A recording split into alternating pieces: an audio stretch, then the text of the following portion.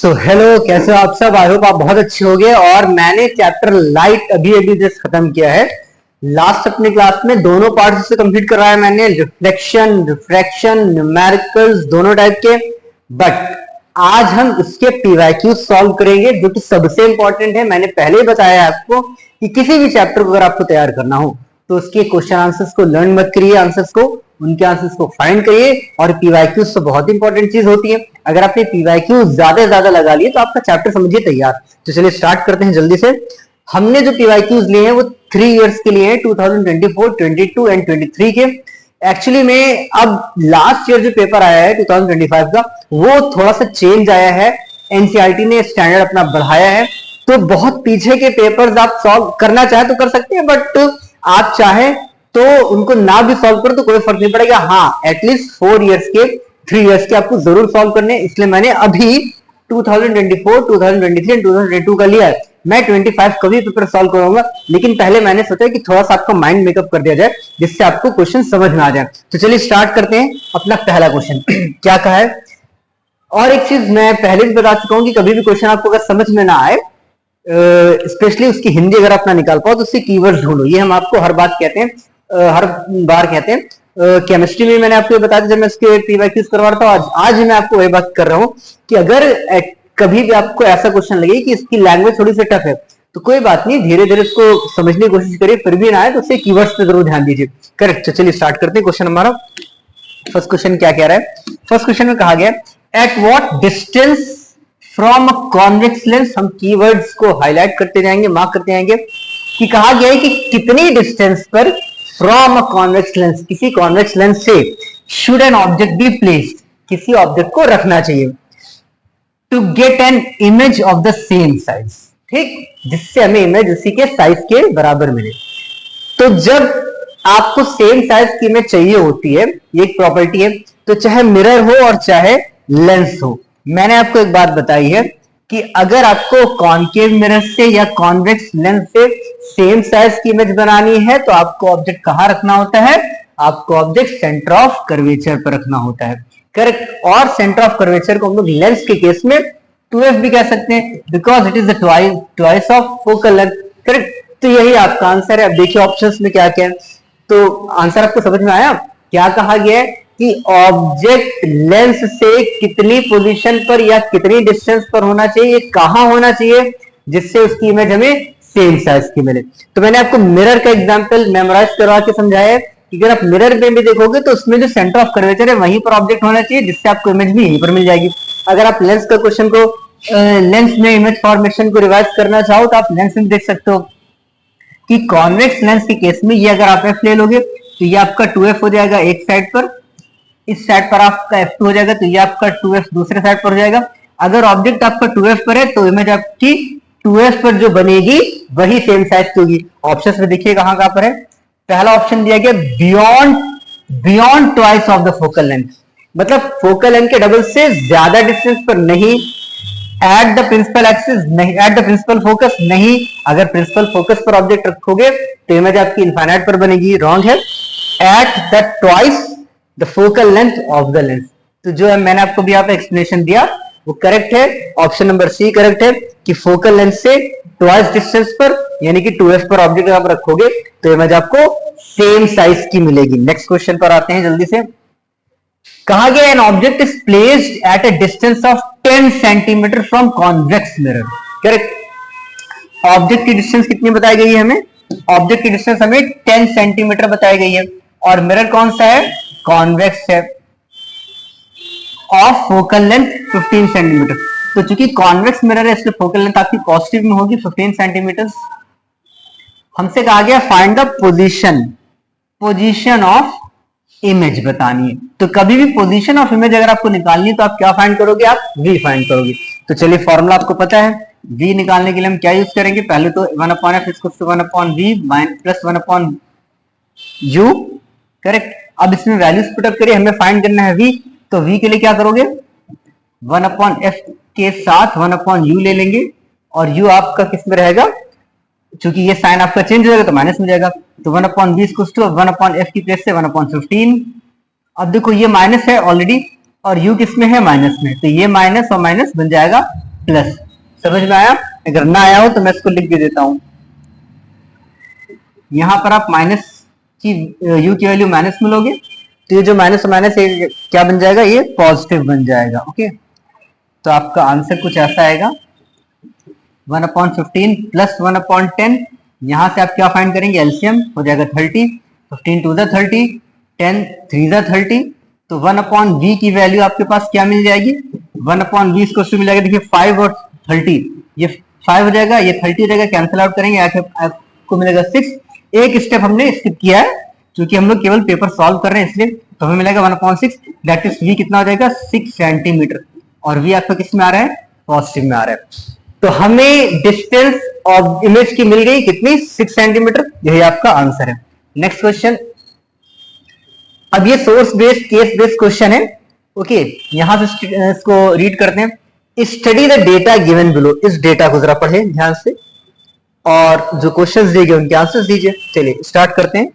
क्या कहा गया, एक मिरर ए है जिसकी फोकल लेंथ 20 सेंटीमीटर है, डिस्टेंस ऑब्जेक्ट का कितना है 45 सेंटीमीटर। दूसरा मिरर बी है, इसकी फोकल लेंथ 15 है, ऑब्जेक्ट से डिस्टेंस कितनी है 30। एक मिरर सी है जिसका फोकल लेंथ है 30 और ऑब्जेक्ट डिस्टेंस है 20। क्वेश्चन क्या कह रहे हैं, इन विच मिरर, किस मिरर में, in which of one of the above cases the mirror will form diminished image. ठीक, इतना हमारा क्वेश्चन है कि किस केस में इमेज डिमिनिश्ड होगी। पहले तो डिमिनिश्ड का मतलब जान लीजिए, जिसको नहीं पता था आज से पहले। डिमिनिश्ड का मतलब होता है छोटी इमेज बनना, स्मॉल इमेज बनना।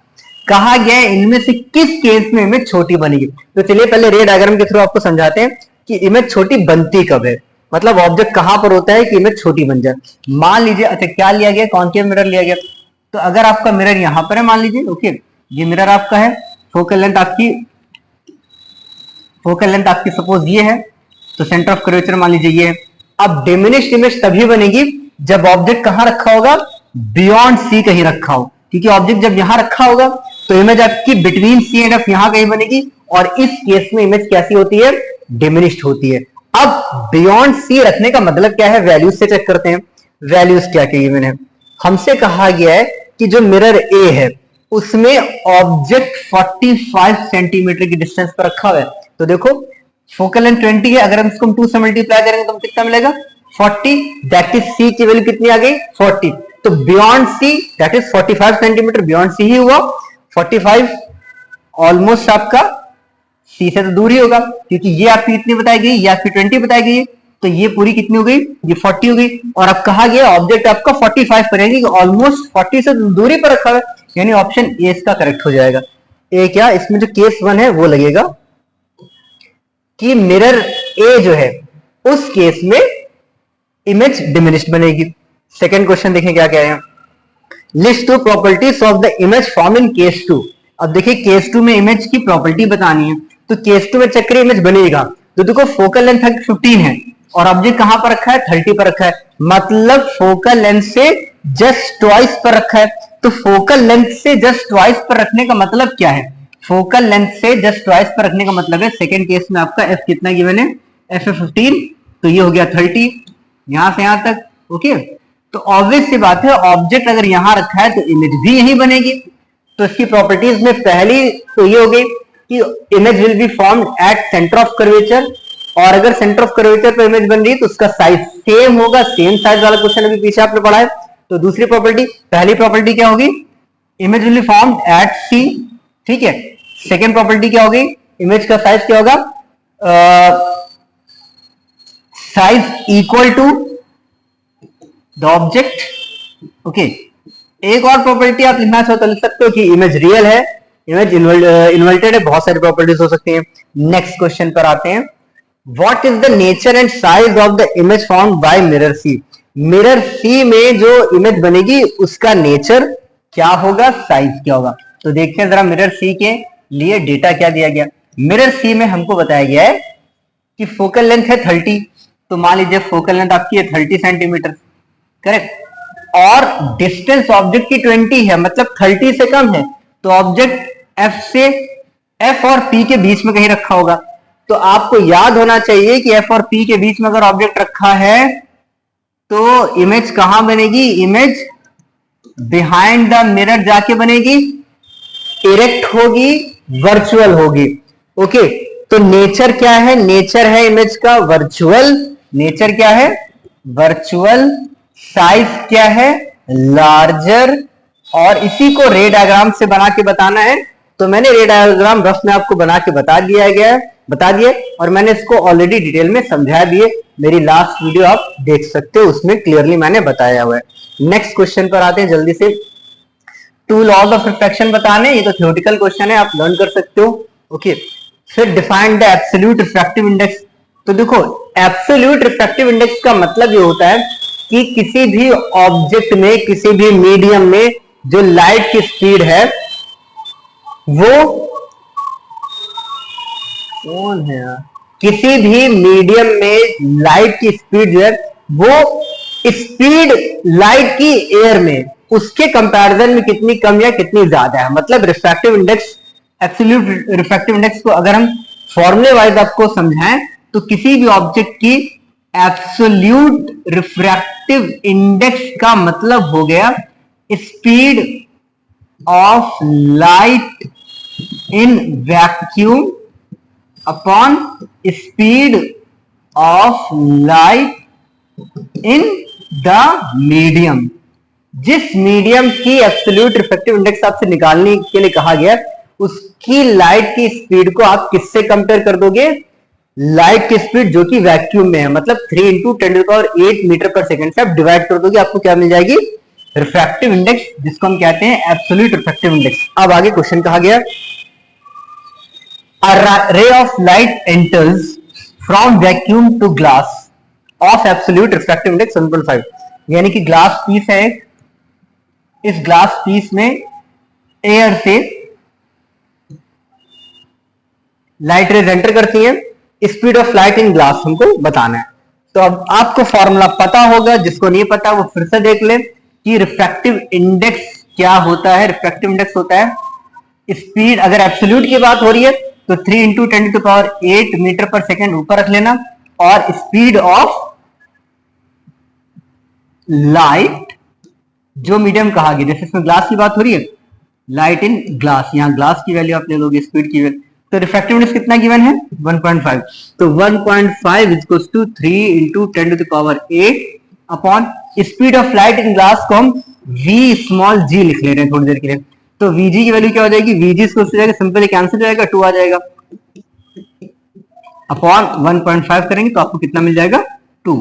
तो vg आपको मिल जाएगा 2 इंटू 10⁸ मीटर पर सेकेंड। करेक्ट। तो ये आपका हुआ आंसर, यानी कि speed of light in glass कितनी होगी?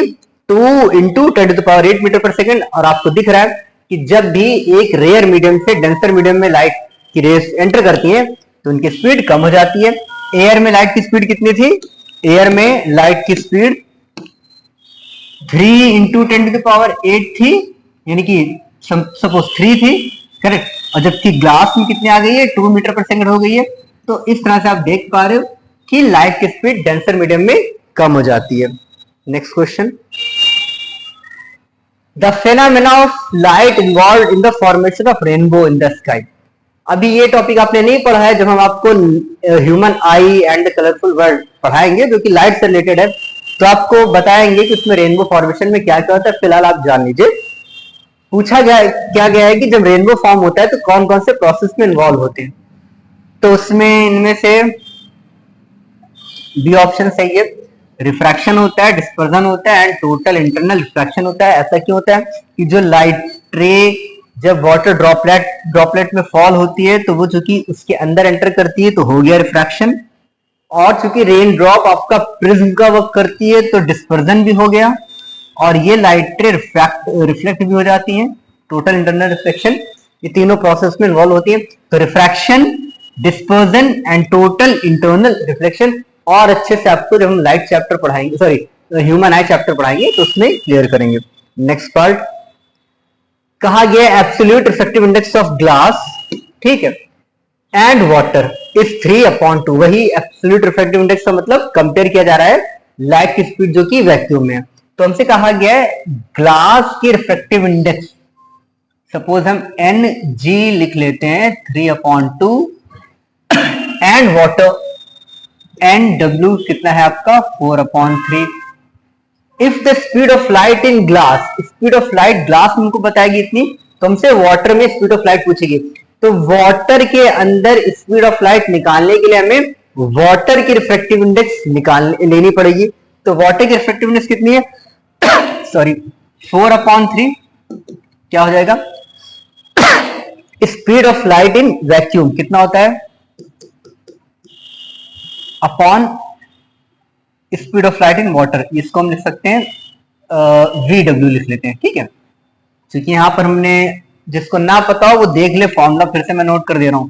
NW यानी कि रिफ्रैक्टिव इंडेक्स ऑफ वाटर क्या होगा, एब्सोल्यूट रिफ्रैक्टिव इंडेक्स की बात हो रही है, तो 3 × 10⁸ upon speed of light in water क्या होगा, speed of light in water, speed of light in water को ही हम लिखने जा रहे हैं VW, करेक्ट। NW मुझे पता है कितना 4/3, ये हमें पता है 3 × 10⁸। VW हमें फाइंड करना है, तो VW क्या हो जाएगा 3 × 10⁸। तो ये क्रॉस मल्टीप्लाई होके ऊपर चला जाएगा, 4 क्रॉस मल्टीप्लाई होके नीचे आ जाएगा, बचेगा नीचे 4, तो 3 × 9, तो VW बराबर हो जाएगा आपका 9/4 × 10⁸। इसको सॉल्व करोगे 2.25 आएगा। फर्स्ट ऑप्शन इज करेक्ट, तो option number 1 is correct. Okay, I think solution भी आपको समझ में आ गया होगा। तो आंसर क्या, तो नेक्स्ट क्वेश्चन आपका क्या कह रहे हैं, नेक्स्ट में कहा गया कि the variation of image distance v, okay, the variation of image distance की बात हो रही है, image distance v with object distance u for a convex lens is given in the following observation table. कहा है टेबल, ये अच्छा ये टेबल, ओके। तो कहा गया है कि आपसे कहा गया है कि किसी कॉन्वेक्स लेंस के लिए ऑब्जेक्ट की डिस्टेंस और इमेज की डिस्टेंस में वेरिएशन आपको बता दी गई। सिंपल वर्ड में कहा जाए तो आपको कुछ ऑब्जेक्ट की डिस्टेंसेस बताई गई हैं, उनसे बनने वाली कुछ इमेज की डिस्टेंसेस बताई गई हैं, और आगे कुछ क्वेश्चंस पूछे गए हैं। क्या पूछा गया है जरा देखते हैं। इसमें पहला क्वेश्चन क्या कहा गया है, पहले इसको देख लीजिए। अगर ऑब्जेक्ट आपका 150 मीटर्स पर या सेंटीमीटर्स पर रखा हुआ है लेंस से, तो इमेज बन रही है 30 सेंटीमीटर्स पर। साइन देख लीजिए, इसके साइन पर इंपॉर्टेंस जरूर देखिएगा, साइन बहुत इंपॉर्टेंट होते हैं। ऑब्जेक्ट माइनस में करेक्ट है, सब में माइनस में करेक्ट है, इमेज भी सब में पॉजिटिव बताई गई है। चलिए चेक करिए। अच्छा, ये आपका काफी अच्छा क्वेश्चन है, लास्ट ईयर भी एग्जैक्टली ऐसा ही क्वेश्चन पूछा गया है, ओके, और ये 2024 क्वेश्चन पूछा गया। तो चलिए क्या कहा गया क्वेश्चन में, पहला क्वेश्चन देखते हैं। विदाउट एक्चुअल कैलकुलेशन या without calculation find the focal length of the convex lens, justify your answer. बिना कैलकुलेशन किए, बिना मल्टीप्लाई ऐड सब्ट्रैक्ट किए आपको बताना है केवल इस चार्ट को देख करके कि इस लेंस की क्या है फोकल लेंथ। ये तो पूछी गई है क्या है फोकल लेंथ। चलिए देखिए, देखिए ध्यान से देखिए, जब ऑब्जेक्ट 150 पर है तो इमेज 30 सेंटीमीटर पर बन रही है। एक रे डायग्राम देखिए साथ साथ। मान लीजिए आपका ये छोटा सा लेंस है, ओके, अगर ऑब्जेक्ट सपोज 150 सेंटीमीटर पर रखा गया है तो इमेज बन रही है 30 सेंटीमीटर, और पॉजिटिव मतलब लगभग यहां कहीं बन रही है, करेक्ट। छोड़ दीजिए, जब ऑब्जेक्ट आपका 75 पर आ जाता है तो इमेज आपकी थोड़ी सी आगे बढ़ जाती है, यानी कि 37.5। जब ऑब्जेक्ट आपका 50 पर आ जाता है तब इमेज भी आपकी 50 पर बन जाती है। अरे वाह, यहीं से आंसर आपको मिल गया। देखिए कैलकुलेशन नहीं है, ये रे डायग्राम है, इसको कैलकुलेशन ना समझिए। इसमें कहीं पर भी मैं कैंसिलेशन, मल्टीप्लाई, एडिशन, सब्ट्रैक्शन कुछ नहीं कर रहा हूं, आपको समझाने के लिए मैंने रे डायग्राम बनाया है। अगर आप ध्यान से इस डेटा को देखें और इस डेटा को देखें तो हमें एक ऐसी वैल्यू अभी अभी मिली है, ये 50 और 50, यानी कि जहां पर ऑब्जेक्ट 50 सेंटीमीटर है तो डिस्टेंस ऑफ इमेज भी 50 सेंटीमीटर है। ऐसा कब होता है, ऐसा एक ही केस में होता है कि जब आप ऑब्जेक्ट को 2f पर ले लें। इसका मतलब हमें 2f बराबर, माइंड में कैलकुलेशन करिए, 2f बराबर कितना दिया गया है 50 सेंटीमीटर, यानी f बराबर हो गया हाफ 25। देखिए बिना कैलकुलेशन के आपका आंसर आया कि 25 centimetre is the focal length. Correct, बिना कैलकुलेशन के, केवल चार्ट देख करके। जब 50 है क्या ऑब्जेक्ट की प्लेस और इमेज की प्लेस या इमेज की पोजीशन भी आपकी 50 सेंटीमीटर है, इसका मतलब दोनों इक्वल हुए। और ऐसा एक ही केस में होता है जब आपका ऑब्जेक्ट 2f पर लिया जाए, दैट मींस हमें 2f की वैल्यू दी गई है 50 और 2f से मैंने f निकाल लिया 25। Next question, which observation is not correct, why? इनमें से कौन सा ऑब्जर्वेशन करेक्ट नहीं है? चलिए इसको भी एक बार जरा देखते हैं। तो ये आपका लेंस होगा, जब 150 है तो है 30 सेंटीमीटर, 37, 38, ठीक है, करेक्ट है। देखिए जब आपका ऑब्जेक्ट बियॉन्ड सी होगा या बियॉन्ड 2f होगा तो आपकी इमेज 2f और f के बीच में कहीं बन सकती है, ठीक है, कहीं पर मान सकते हैं कि 2f से पहले ही बनेगी, तो करेक्ट है आपका। और चूंकि आपकी इमेज पीछे की तरफ बन रही है, यानी कि लेंस के पीछे बन रही है, इसलिए पॉजिटिव है, करेक्ट है। अगला 37.5, ये भी ठीक। अच्छा ये मैं इसलिए कह रहा हूं क्योंकि मैंने फोकल लेंथ क्या निकाल दी है अभी फोकल लेंथ मैंने कितनी निकाल ली है 25 निकाल दी है, तो 2f कितना हो जाएगा 50 हो जाएगा। इसका मतलब जो 150 है वो बहुत दूर है 50 से, बियॉन्ड सी हो गया, बियॉन्ड 2f हो गया, इसलिए जो इमेज बनेगी वो अगर इधर 25 है, ये वाली वैल्यू 25 है, करेक्ट, यानी कि जो फर्स्ट सेकंड फोकस है वो भी 25 होगा और जो सेकंड इसका सेंटर ऑफ कर्वेचर है वो आपका 50 होगा। इसका मतलब इमेज कहां पर बन रही है 30 पर बन रही है, यानी कि इन दोनों के बीचों बीच के बन रही है, मैं ये चीज बता रहा था आपको, ठीक है। तो ये पॉसिबल है, करेक्ट है। अगला जब इसको 75 कर दिया गया यानी कि 50 से पहले अभी भी रखी हुई है, तो इमेज आपकी अभी भी कहीं इनके बीच में लाई कर रही है, 37 करेक्ट है। थर्ड पॉइंट तो बिल्कुल करेक्ट है, मैं बता चुका हूं। फोर्थ पर आते हैं, -37 है। जब आपका ऑब्जेक्ट 50 और 25 के बीच में रखा हुआ है, ठीक है, इसको आप ऐसे लिख लो, ये आपका है बियॉन्ड 2f, ये भी है आपका बियॉन्ड 2f, ये है एट 2f, ठीक। ये आपका क्या हो गया बिटवीन f एंड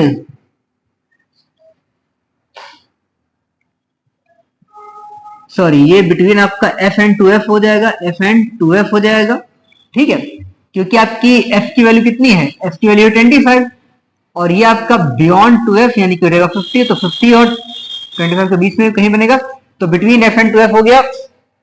ये भी आपका वही है, बिटवीन f एंड 2f हो गया। ये आपका क्या हो गया, देखो बेटा लास्ट वाला आपका हो गया है 25 से कम। तो जब आप देख पा रहे हो कि लास्ट वैल्यू जो आपकी u दी गई है वो 25 से कम है, यानी f से पहले ऑब्जेक्ट रखा हुआ है, इसका मतलब जब f से पहले कहीं आप ऑब्जेक्ट रखोगे, f और p के बीच में कहीं ऑब्जेक्ट रखोगे, तो इमेज कहां बनेगी इसकी, इमेज जो आपकी बन जाएगी इसकी वो लेंस के पहले बन जाएगी, क्योंकि वर्चुअल इमेज बनेगी, करेक्ट। इमेज इसकी कैसे बन जाएगी, लेंस के पहले बन जाएगी, यानी कि वर्चुअल इमेज बन जाएगी। उस केस में इमेज का जो साइन है वो पॉजिटिव नहीं हो सकता है, नेगेटिव होगा, इसलिए इसमें लास्ट वाला जो ऑप्शन है वो इनकरेक्ट है। आई होप आप मेरी बात समझ गए होंगे, ओके। एक बार फिर से, जब आप लेंस को देख रहे हो और हमने बता दिया है कि जो f की वैल्यू मैंने निकाली है वो 25 निकाली है, और लास्ट वाली एंट्री क्या है, उसमें कहा गया है कि जो ऑब्जेक्ट है वो 15 सेंटीमीटर पर कहीं रखा हुआ है, इसका मतलब इमेज रियल तो बनेगी नहीं, इमेज कैसी बनेगी, वर्चुअल बनेगी। और जब इमेज वर्चुअल बन जाएगी तो उस केस में जो इमेज बनेगी वो लेंस की ही तरफ, यानी कि जिधर ऑब्जेक्ट रखा है उधर ही बनेगी, और ऑब्जेक्ट जिधर रखा होता है उसकी वैल्यू हम हमेशा माइनस में लेते हैं, और इमेज भी अगर ऑब्जेक्ट की ही साइड बन रही है दैट मींस इमेज का साइन नेगेटिव नहीं, पॉजिटिव नहीं हो सकता है, नेगेटिव होगा। इसलिए आपकी लास्ट जो वैल्यू है, जो लास्ट डेटा है, लास्ट जो इसमें एंट्री दी गई है, it is wrong, correct. Next question पर आते हैं, क्या है, how will the image formed bye a convex lens be affected. कहा गया है कि अगर कॉन्वेक्स लेंस से कोई इमेज बन रही है तो वो कैसे इफेक्ट होगी, मतलब उस पर किस चीज का इफेक्ट पड़ेगा, वो कैसे चेंज हो सकती है। If the upper half of the lens is wrapped with black pepper, अगर ऊपर का हाफ पार्ट इसका ब्लैक पेपर से रैप कर दिया जाए, यहां पर प्रिंसिपल एक्सिस है, कहा गया इसको हम रैप कर देते हैं ब्लैक कलर से, तो बताइए क्या होगा। सिंपल सी बात है, ब्राइटनेस कम हो जाएगी, इमेज जो बनेगी वो बनेगी जरूर, जैसे बनती है रे डायग्राम एग्जैक्ट वैसे बनेगा, बस इमेज थोड़ी सी क्लियर कम होगी, और उसमें क्या कम होगी, ब्राइटनेस कम होगी, the brightness of image will reduce, option C. Mirror reflects most of the light falling on it. पता है कि किसी भी हाईली पॉलिश सरफेस जैसे मिरर के ऊपर जब लाइट पड़ती है तो वो रिफ्लेक्ट हो जाती है। हमारी डेली लाइफ में, in our daily life we use two types of mirrors. पता है, एक प्लेन में यूज करते हैं, सर्कल में यूज करते हैं, ठीक है। Reflecting surface of circle mirror में भी कर्व, इनवर्ड्स और आउटवर्ड, मतलब या तो मिरर कॉन्वेक्स हो सकता है तो कॉन्केव हो सकता है। चलिए आगे क्या कहा गया, तो कहानी है, ठीक है।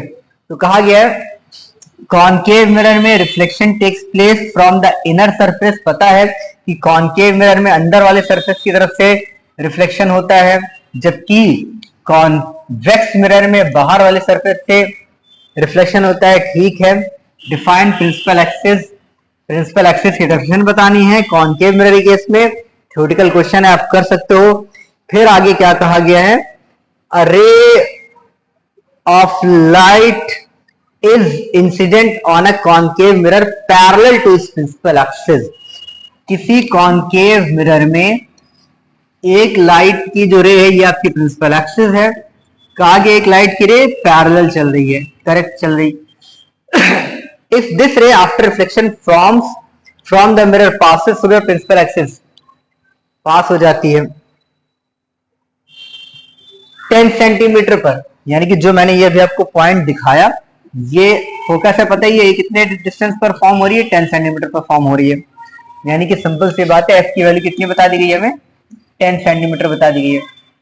Find the radius of curvature, इतना सा क्वेश्चन, इतना बड़ा डिटेल, तो देखिए क्वेश्चन देख के घबराना नहीं है, पूरा का पूरा रीड करिए, तब समझ में आएगा कि क्वेश्चन में पूछा क्या गया। बहुत सारे बच्चे क्या करते हैं, बड़ा क्वेश्चन देखते हैं उसको आगे बढ़ जाते हैं, छोड़ देते हैं, ये नहीं करना है। एटलीस्ट एक बार तो आप पढ़ लीजिए, अगर एक बार में पढ़ने पर आपको नहीं समझ में आ रहा फिर आप उसको स्किप करके अगला क्वेश्चन ट्राई कर सकते हो, लेकिन क्वेश्चन को पढ़िए जरूर, ओके। तो 10 सेंटीमीटर एफ है, तो आर बराबर क्या होता है, 2f होता है, तो 10 इंटू 2 दैट इज 20 सेंटीमीटर। कुछ नहीं था क्वेश्चन में। सेकेंड पार्ट ये तो आपको हो गया, find the radius of curvature. अब इसमें सी पार्ट पूछा गया, an object is placed at a distance of 10 centimetre. अब कहा गया कि अगर एक ऑब्जेक्ट को कॉन्वेक्स मिरर के पोल से 10 सेंटीमीटर डिस्टेंस पर रखा जाए, जिसकी फोकल लेंथ 15 सेंटीमीटर है, मान लीजिए f की वैल्यू 15 है और हमसे कहा जा रहा है f कितना है, 15 है, और u कितना है, -10 है, ओके। f की वैल्यू कितनी, 15 है, जो कि पॉजिटिव में होगी। Find the position of image, इसमें आपको सीधे v की वैल्यू निकालनी है, आई होप आप निकाल सकते हो। इसमें आपके पास f दिया गया है +15, u दिया गया है -10, आपसे v पूछा गया है। आई होप ये क्वेश्चन आप कर पाएंगे 1/f = 1/v + 1/u के फॉर्मूले को यूज करके। नेक्स्ट पार्ट इसमें पूछा गया है, a mirror forms virtual erect and diminished image of an object. अब ये प्रॉपर्टीज बताई गई किसी इमेज की, किसी मिरर से, वर्चुअल है, इरेक्ट है, डिमिनिश्ड है। किसी मिरर से ये तीन प्रॉपर्टीज वाली इमेज बनती है, बताइए मिरर का कौन सा होगा। तो हमेशा याद रखिए इस टाइप की इमेज आपकी कॉनकेव मिरर से, कॉन्वेक्स मिरर से बनेगी। एक ही मिरर है, या आप ये कह सकते हैं कि हमेशा कॉन्वेक्स मिरर से ही इमेज कैसी बनती है, वर्चुअल बनेगी, इरेक्ट सीधी बनेगी, और छोटी बनेगी, ओके। तो इसका आंसर क्या हो जाएगा, सी का आंसर हो जाएगा आपका कॉन्वेक्स मिरर। रे डायग्राम आपको बनाना है, आप बना सकते हो रे डायग्राम। इसका क्या कह रहा है, इसमें कहा गया कि draw a ray diagram to show the path of refracted ray. एक रे डायग्राम आपको बनाना है, ओके, दिख रहा होगा क्वेश्चन। रे डायग्राम बनाना है जिसमें हमें ये दो केसेस बताए गए हैं, एक लाइट रे आपकी कॉनकेव लेंस पर फॉल हो रही है, दो टाइप से फॉल हो रही है। पहला टाइप क्या है कि light rays are parallel to its principal axis. क्या कहा गया है, एक कॉनकेव लेंस लिए, कॉनकेव लेंस ले लिया गया है।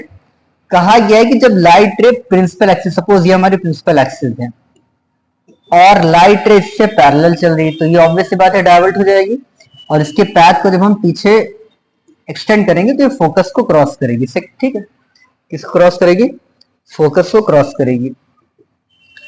सेकेंड केस में कहा गया है कि अगर कॉन्वेक्स कॉनकेव लेंस पर लाइट रे कुछ इस टाइप से फॉल हो, कैसे फॉल हो कि ये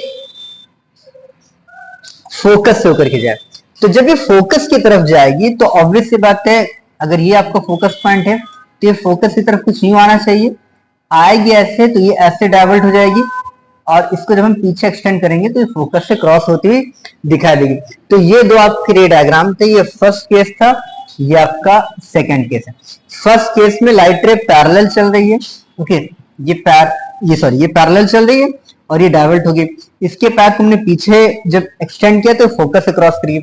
सेकेंड रे में ये फोकस की तरफ पॉइंट होती हुई जा रही है, लेकिन चूंकि ये आपका कॉनकेव लेंस है, तो कॉनकेव लेंस में अगर ये आपकी फोकस की तरफ भी जाएगी तो एक पॉइंट पर आके ये डाइवर्ट होगी, तो डाइवर्ट होने के बाद ये क्या हो जाएगी, ये पैरेलल हो जाएगी। आपको पता है कि वो लाइट रेज कॉनकेव मिरर में मैंने ये चीज बताई थी आपको कि जो लाइट रेज प्रिंसिपल एक्सिस से पैरेलल चलती है वो रिफ्लेक्शन के बाद फोकस से जाती है, और जो लाइट रे फोकस से जाती है वो रिफ्लेक्शन के बाद पैरेलल होती है। तो यहां पर आप रिफ्रैक्शन में भी ये चीज अप्लाई कर सकते हो कि जो लाइट रे प्रिंसिपल एक्सिस के पैरेलल चलती हैं वो रिफ्रैक्शन के बाद फोकस की तरफ जाएंगे। अब चूंकि इसमें ऊपर तो फोकस होगा नहीं, तो इसमें हम फोकस प्रिंसिपल एक्सिस पर कहीं शो कर देंगे जहां पे ये आती हुई अपीयर होंगे, और जो लाइट रे फोकस की तरफ आती हुई अपीयर होंगी वो रिफ्रैक्शन के बाद पैरेलल हो जाएंगी। तो सेकंड केस में पैरेलल हो रही है। ओके, आई होप तो आपको फर्स्ट क्वेश्चन के दोनों रे डायग्राम समझ में आ गए होंगे। नेक्स्ट सेकंड क्वेश्चन इसमें क्या पूछा गया, सेकंड एक इसमें प्रॉब्लम सम है कि अ 4 सेंटीमीटर टॉल ऑब्जेक्ट, सॉल्व करेंगे। ऑब्जेक्ट की वैल्यू यानी कि ऑब्जेक्ट की हमें हाइट बता दी गई है 4 सेंटीमीटर टॉल, यानी ओ कितना है 4 सेंटीमीटर है, ओ कितना है 4 सेंटीमीटर है। A 4 centimeter tall object is placed perpendicular to the principal axis of convex lens. Convex lens से परपेंडिकुलर रखा गया है। फोकल लेंथ कितनी है कॉन्वेक्स लेंस की, f 24 centimetre. The distance of object from the lens u minus 16 centimetre. Distance of object होता है u minus 16, v हमें फाइंड करना है और साइज ऑफ इमेज बतानी है। तो लेंस का फॉर्मूला आपको पता होगा 1/f = 1/v माइनस 1/u लगाएंगे। f की वैल्यू हमारे पास कितनी है 1/24 है, 1/24 ले लेंगे। v हमें फाइंड करना है और u हमारे पास कितना है, u हमारे पास माइनस 16 है, तो माइनस माइनस पॉजिटिव बना देंगे, 1/16 ले लेंगे। तो 1 ध्यान से इसको हम लिख सकते हैं 1/v = 5/48 या v = लिखा जा सकता है 48/5 दैट इज 9.6। ओके, तो हमारे पास v की वैल्यू कितनी आ गई है 9.6 आ गई है। v हमारे पास कितना आ गया 9.6 आ गया है। आगे क्या कहा गया है, एंड साइज ऑफ इमेज। तो साइज ऑफ इमेज के लिए आप क्या यूज करोगे, magnification. We know that m = v/u होगा हमारा, v/u, u आपका माइनस में ले लेंगे हम, और m = एक चीज और होती है I/O, भी आपका m के बराबर होता है I/O, जहां पर I क्या है साइज ऑफ इमेज जो हमें फाइंड करना है। दैट मीन्स हम I/O लिख सकते हैं v/u, u हम माइनस में ले लेंगे, तो I/O में I क्या हो जाएगा O × v/-u। ओके, तो यहां से इसको हम फाइंड करेंगे, तो I हम क्या लिख सकते हैं O कितना है हमारे पास 4, v कितना फाइंड किया है 9.6, और माइनस u की प्लेस हम क्या ले लेंगे -16 ले लेंगे, तो कितना आ जाएगा आपके पास 16 6 96 यानी कि 0.6 एंड 4, तो आई हमारा हो जाएगा -2.4 सेंटीमीटर ऑलमोस्ट। ओके, तो हमारे इमेज की जो साइज आ जाएगा वो हमारे पास आ जाएगा 2.4 सेंटीमीटर। करेक्ट, माइनस साइन मतलब डाउनवर्ड डायरेक्शन में हमारा इमेज बन रहा है, और इमेज की position 9.6 centimetre. Okay, next question हमारा क्या है, the colour of light for which the refractive index of glass is minimum. किस कलर की लाइट के लिए ग्लास में रिफ्रैक्टिव इंडेक्स या ग्लास का रिफ्रैक्टिव इंडेक्स किस कलर के लिए सबसे कम होता है? Option A is correct, red light के लिए। ओके, नेक्स्ट क्वेश्चन आपका क्या है, the lens system of human eye forms an image. ये आपने बायो में पढ़ लिया होगा, पिछली क्लासेस में नहीं पढ़ा होगा तो मैं अभी आगे पढ़ाऊंगा, बट जिनको पता है उनको ये बात इजीली पता होगी कि हमारे ह्यूमन आई सिस्टम में जो इमेज फॉर्म होती है वो रेटिना पर होती है, इसलिए लाइट सेंसिटिव एरिया क्या है आपका? रेटिना है। यही इस क्वेश्चन में पूछा गया था कि the lens system of human eye forms an image of a light sensitive screen which is called as retina.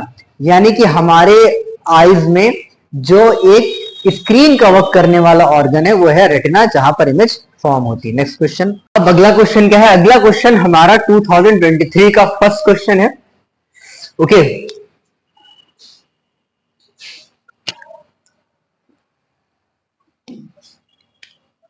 चलिए तो नेक्स्ट क्वेश्चन पर चलते हैं।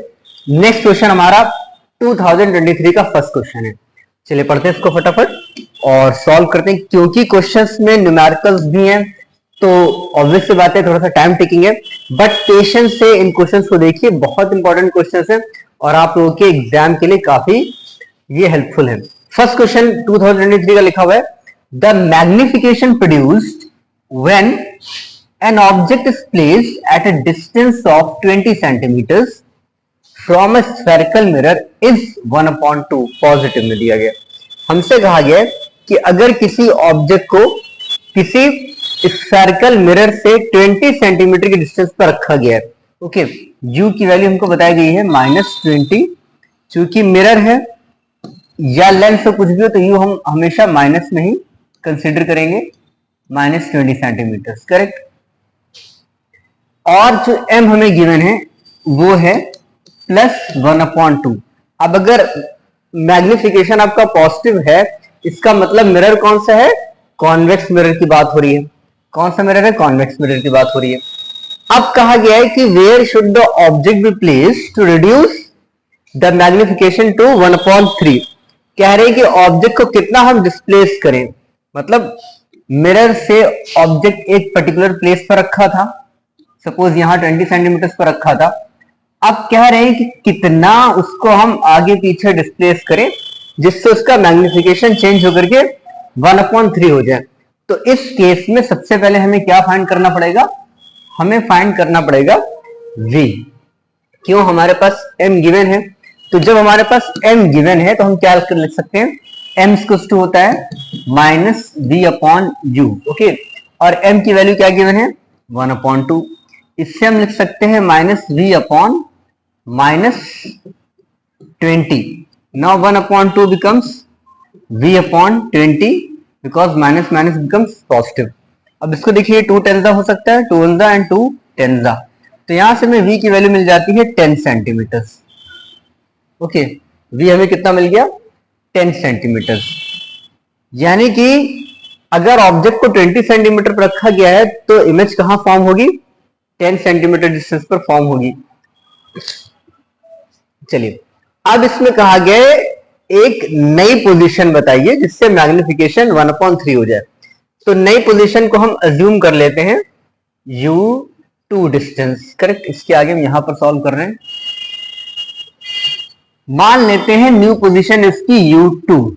करेक्ट, और फोकल लेंथ तो हमारी चेंज होगी नहीं, तो चलिए हम एक बार फोकल लेंथ फाइंड कर लेते हैं लेंस मिरर की। तो मिरर के लिए फोकल लेंथ के लिए हम फॉर्मूला यूज करेंगे 1/f = 1/v + 1/u। ना 1/f हमें फाइंड करना है, तो 1/v की वैल्यू क्या लिखेंगे हम? v की प्लेस पे लिखेंगे 1/10 और प्लस 1/-20, करेक्ट। जो हमारा u1 था वो कितना था, -20 था। ना 1/f इसको कितना आ जाएगा, 1/10 माइनस 1/20। यहां से हम 1/f फाइंड करेंगे, हमें मिलेगा एलसीएम इसका 20 और 2 एंड -1, तो 1/f इक्वल्स टू 1/20। यहां से हम कह सकते हैं f हमारा हो गया 20 सेंटीमीटर, करेक्ट। फोकल लेंथ हमारी कितनी आ गई, 20 सेंटीमीटर। ऑब्जेक्ट भी 20 सेंटीमीटर था, ऑब्जेक्ट -20 पर था और फोकल लेंथ हमारी आ गई है 20 सेंटीमीटर, करेक्ट। अब इन दोनों की हेल्प से अब हमारे पास फोकल लेंथ भी आ चुकी है और जो इनिशियल ऑब्जेक्ट की इमेज की पोजीशन थी वो भी हमारे पास है। अब हमें न्यू मैग्निफिकेशन की हेल्प से न्यू ऑब्जेक्ट की प्लेस फाइंड करनी है। तो चलिए इसको हम थोड़ा सा जूम आउट करके सॉल्व करेंगे। नाउ नेक्स्ट पार्ट, इसमें हम क्या फाइंड करने जा रहे हैं।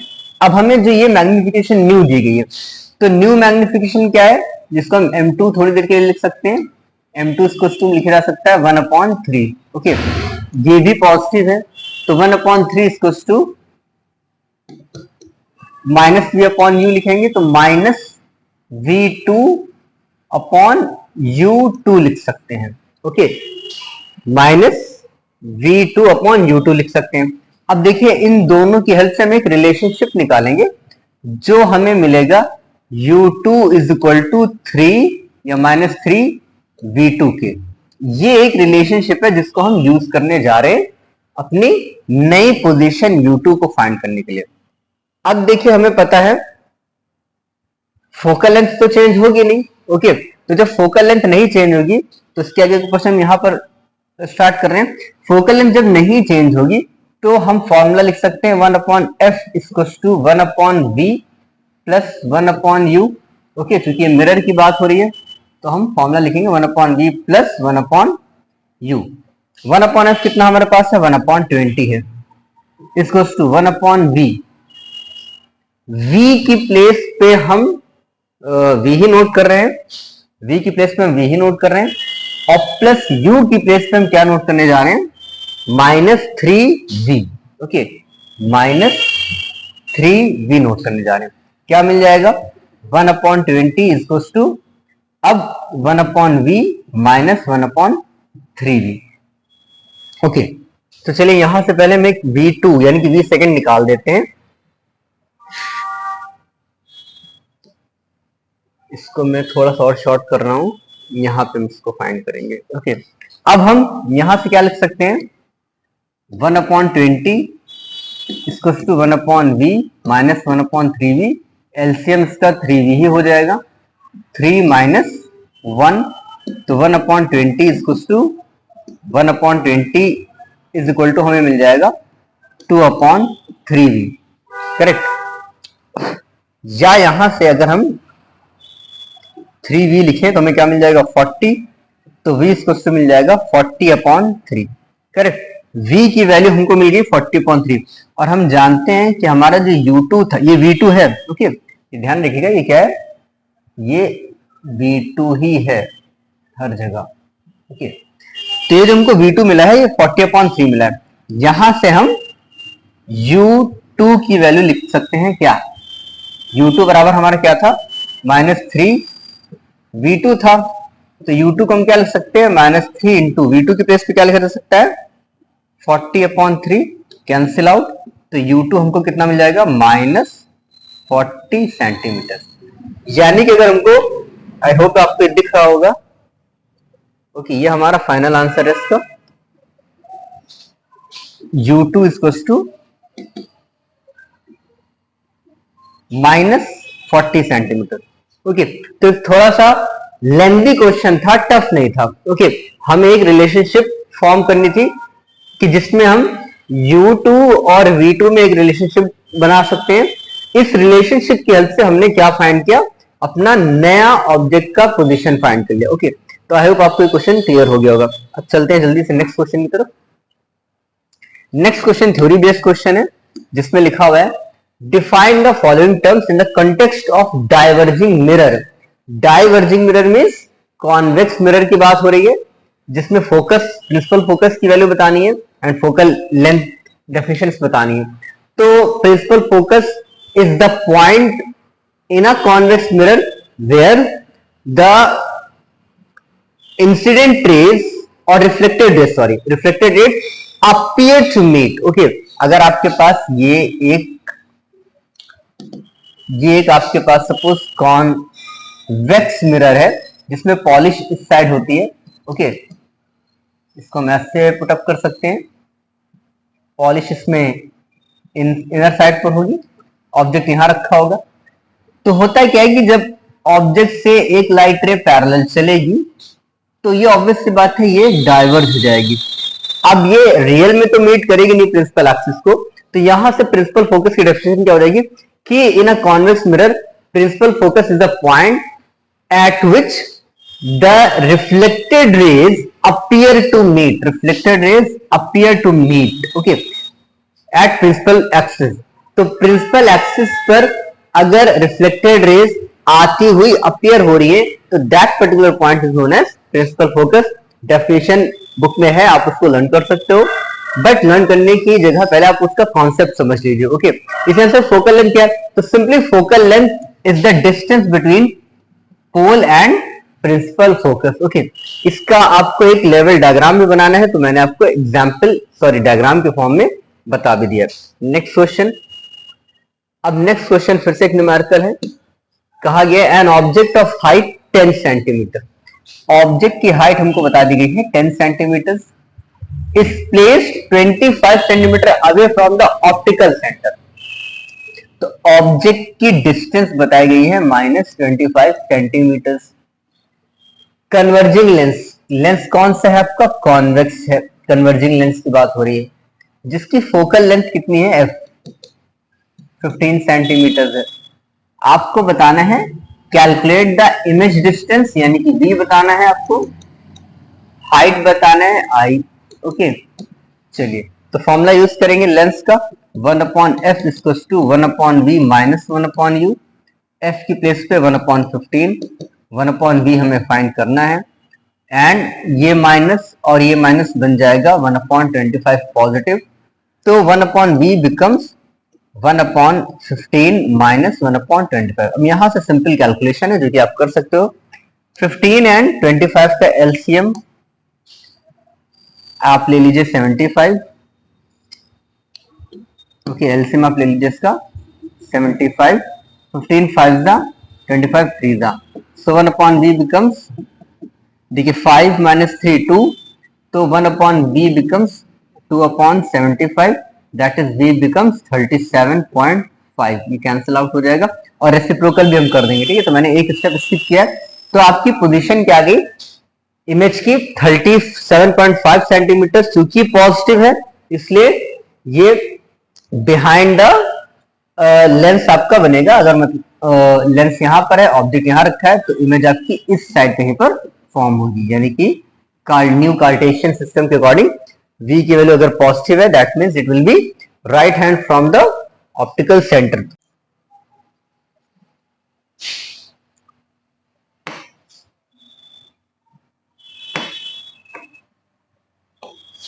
ओके, चलिए अगला क्वेश्चन देखते हैं 2023 का, जो कि क्वेश्चन नंबर 4। अब इसमें क्या कहा गया है, इसमें कहा गया है कि the power of a lens, define power of a lens. तो I already told you that power of a lens is the ability to converge और डाइवर्ज द रिफ्लेक्टेड रेज। जो भी रिफ्लेक्टेड रेज होती है उसको कोई भी लेंस कितना कन्वर्ज कर सकता है, कितना डाइवर्ज कर सकता है, ये हम आपको ऑलरेडी पहले ही बता चुके हैं। कितनी डिस्टेंस से वो या कितना ज्यादा उसको कन्वर्ज करेगा अगर कन्वर्जिंग लेंस है, या कितना ज्यादा या कितना कम वो डाइवर्ज कर पाएगा अगर डाइवर्जिंग लेंस है। इस पावर को ही कहते हैं पावर ऑफ लेंस। लेंस की स्टेबिलिटी को ही पावर ऑफ लेंस कहते हैं। इसमें अगला क्वेश्चन क्या कहा गया है, अगला क्वेश्चन कहा गया कि the focal length of a lens is -10। किसी लेंस की फोकल लेंथ हमको बता दी गई है -10 सेंटीमीटर, और कहा गया right the nature of the lens. तो कभी भी किसी भी लेंस की फोकल लेंथ अगर नेगेटिव होती है तो वो कॉनकेव होता है। ओके, कॉनकेव लेंस होता है। जितने भी जैसे मैं स्पेक्स यूज करता हूं, बहुत सारे बच्चे, बहुत सारे लोग स्पेक्स यूज करते हैं ओके विजन के लिए, तो अगर उनका कॉनकेव मिरर, कॉनकेव लेंस है सॉरी, तो उनकी पावर हमेशा किसमें होगी? माइनस में होगी। ओके, तो कॉनकेव लेंस के लिए पावर हमेशा किसमें होती है? माइनस में होती है। और हमें आगे फाइंड करना है पावर। तो पावर इसको क्या होता है? 1/f। ओके, डायोप्टर में होता है ये। जहां पर f जो होना चाहिए, या पावर की वैल्यू हम हमेशा मीटर में ही फाइंड करते हैं, तो हम f की वैल्यू को पहले, यहाँ पे हमें f गिवन है, इसको हम जरा मीटर में कन्वर्ट कर लेते हैं। तो -10/100 से इसको डिवाइड कर लेंगे, ये कन्वर्ट हो जाएगा मीटर में, दैट इज -1/10। अब p इसको क्या होता है? 1/f। अब चूंकि हमारा f 1/10 दिया गया है, f की वैल्यू कितनी है? 1/10, तो 1/f कितना हो जाएगा? इसका रेसिप्रोकल, दैट इज -10 हो जाएगा यहाँ पर, correct. That is p equal to कितना हो जाएगा? -10 डायोप्टर हो जाएगा, क्योंकि हमने इसको ऑलरेडी मीटर में कन्वर्ट कर लिया। अब आगे एक और क्वेश्चन में कहा गया कि if an object is placed at distance 20 centimetre. अब इसी में आगे क्वेश्चन बढ़ाया गया है कि अगर किसी लेंस से ऑब्जेक्ट को -20 सेंटीमीटर पर आप रख देते हो, तो बताइए साइन ऑफ मैग्निफिकेशन क्या होगा? तो देखिए, इसमें साइन ऑफ मैग्निफिकेशन पॉजिटिव होगा। ओके, क्योंकि जो ऑब्जेक्ट है वो बियॉन्ड इसमें f लिया गया है। ओके, ये ध्यान रखिएगा, क्योंकि हमें फोकल लेंथ कितनी बताई गई है? फोकल लेंथ 10 बताई गई है, और ऑब्जेक्ट की डिस्टेंस 20 है। इसका मतलब फोकल लेंथ से दूर, ज्यादा डिस्टेंस पर हमारा ऑब्जेक्ट लिया गया है, यानी कि when object is placed beyond f then the magnification will be positive. चलिए नेक्स्ट क्वेश्चन पर आते हैं। कहां गए क्वेश्चन? अच्छा, 23 के इतने क्वेश्चन थे, अब 22 के क्वेश्चन आ चुके हैं। फर्स्ट क्वेश्चन क्या लिखा हुआ है? एन ऑप्टिकल डिवाइस, कहा गया कोई ऑप्टिकल डिवाइस है, फॉर्म्स एन इरेक्ट इमेज। अब ऑप्टिकल डिवाइस या तो लेंस होगा या तो मिरर होगा। एक ऑप्टिकल डिवाइस है जो कि एक इरेक्ट इमेज बनाती है of an object placed in front of it if the size of the image is 1/2। अगर इमेज का साइज 1/2 है, मतलब मान लीजिए थोड़ी देर के लिए, अगर ये हमारा कॉनकेव मिरर है, ऑब्जेक्ट का साइज सपोज इसमें 5 लिया गया है, ओके, या कुछ भी लिया गया, XYZ कुछ भी लिया गया, और जो इमेज का साइज है कितना बन रहा है हमारा? Is 1/2। Okay, that of object the optical device is अब बताइए ऑप्टिकल डिवाइस क्या हो सकती है? तो ऑब्वियस सी बात है कॉनकेव मिरर होगा ऑब्जेक्ट, क्योंकि इमेज, सॉरी कॉनकेव मिरर तो नहीं होगा, क्योंकि इसमें इमेज इरेक्ट बन रही है। तो अगर इरेक्ट इमेज बनेगी, स्मॉलर बनेगी, दैट मीन्स कॉन्वेक्स मिरर होगा। ओके, क्या होगा? Convex mirror. ओके, तो आंसर क्या होगा आपका? कॉन्वेक्स मिरर होगा। चलिए नेक्स्ट क्वेश्चन देखते हैं जल्दी से। अब नेक्स्ट क्वेश्चन में लिखा हुआ है the relation R equal to F is valid. R equal to 2F valid है किसके लिए? For a concave mirror but not for convex mirror. देखिए, हमेशा याद रखिए ये रिलेशनशिप सभी के लिए वैलिड है, यानी कि both concave and convex mirror. ऐसा कुछ नहीं है कि आपका फोकल लेंथ और जो उसकी रेडियस ऑफ कर्वेचर है उसमें रिलेशनशिप कभी कभी चेंज हो जाता है, ऐसा बिल्कुल नहीं है, कभी चेंज नहीं होता है। चाहे मिरर्स की बात करें चाहे लेंसेज की बात करें, ये रिलेशनशिप हमेशा के लिए वैलिड है। नेक्स्ट क्वेश्चन पर आते हैं। In which of the following is the concave mirror use? किसमें कॉनकेव मिरर यूज होता है? सोलर कुकर में, रियर व्यू मिरर में, सेफ्टी मिरर में। तो सोलर कुकर्स में यूज होता है। Next question. अब इसमें एक और ये डायग्राम है, क्या कहा गया? For the diagram shown according to the new Cartesian sign convention the magnification of the image form will have the following specification। अब इसमें आपको कुछ ये आपके स्पेसिफिकेशंस दिए गए, इनमें से कौन सा करेक्ट है? तो इसके लिए पहले आपको रे डायग्राम अच्छे से ऑब्जर्व कर लो। तो फोकल लेंथ आपकी यहां पर दी गई है, और जो ऑब्जेक्ट है आपका, ओके, ऑब्जेक्ट आपका P और F के बीच में कहीं प्लेस किया गया, इसका मतलब, और ये मिरर कौन सा है? Concave mirror. ये तीन चीज हमारे पास है, मिरर कौन सा है? कॉनकेव है, ऑब्जेक्ट आपका P और F के बीच में कहीं पर है। इसका मतलब इमेज कैसे होगी? इमेज वर्चुअल होगी। पहली चीज इमेज कैसे होगी? वर्चुअल होगी, क्योंकि फर्स्ट रे जो पैरेलल चलेगी वो फोकस को क्रॉस करेगी, और सेकेंड रे सेंटर ऑफ कर्वेचर क्रॉस करेगी, इसका मतलब दोनों कहीं मीट नहीं करेंगी तो इमेज रियल बन नहीं सकती है। अब अगर वर्चुअल इमेज बनेगी तो जो आपका साइन होगा, किस चीज का साइन, मैग्निफिकेशन का, ओके, तो वो साइन क्या होगा, वो साइन होगा पॉजिटिव, करेक्ट, मैग्निफिकेशन का साइन क्या होगा, पॉजिटिव, क्योंकि इमेज इस साइड कहीं जाके बनेगी, साइन क्या होगा, पॉजिटिव होगा, और मोर देन वन होगा क्योंकि इमेज का साइज लार्जर देन होगा।